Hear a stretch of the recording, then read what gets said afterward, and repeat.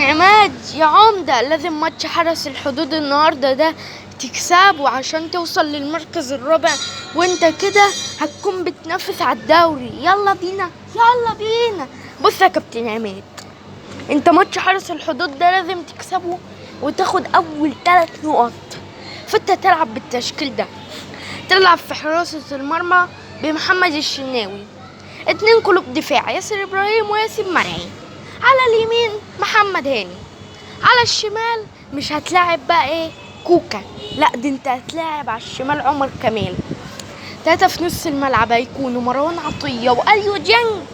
قدامهم في صناعة اللعب مين بقى كابتن عماد؟ اشرف بن شرقي. اشرف بن شرقي هيكون مهاجم تاني لما يلعب في صناعة اللعب.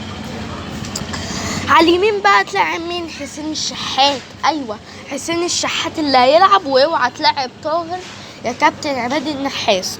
طاهر ما يلعبش خالص خالص خالص، الشحات هو اللي هيلعب مكانه.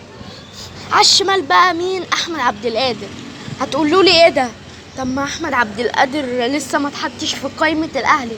اقول لك لا، احمد عبد القادر اتحط في قائمة الاهلي بتاعت ماتش حرس الحدود، وهيلعب قدام حرس الحدود عشان تريزيجيه يستريح شوية.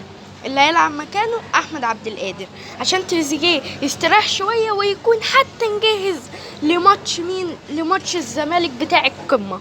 قدامهم بقى في رأس الحربة جراتيشار. هتقولوا لي ايه ده يا مروان؟ اهو كابتن عماد مش هيلعب بمحمد شريف. اقول لك اركن لي محمد شريف ده على جنب عشان انا عارف ان محمد شريف هيضيعنا.